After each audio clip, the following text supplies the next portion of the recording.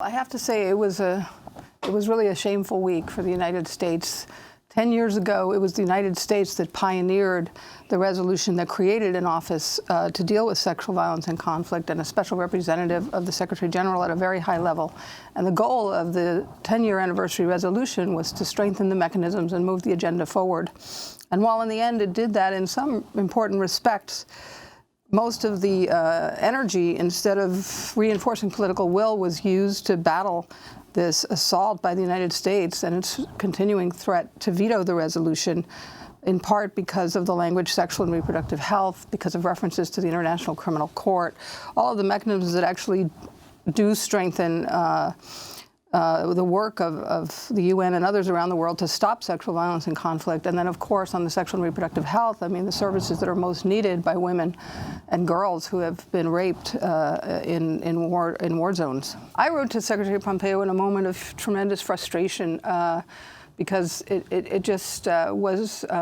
was just horrifying to watch this destructive effort, which at various points in time seemed like it really could torpedo the entire resolution, which was only saved because of the major compromises that were made that were so disturbing to so many of us. And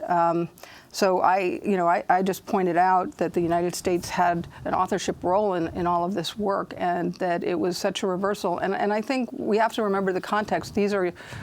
girls and young women who are being raped by ISIS terrorists or Boko Haram, and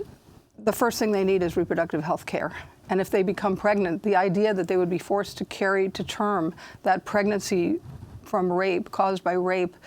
has been found by the United Nations in other fora to constitute a form of torture. It can't help but note that President Trump, right, the world leader who is pushing this forward and taking out references to sexual or reproductive health, himself has been accused of sexual harassment and sexual assault by at least 16 women.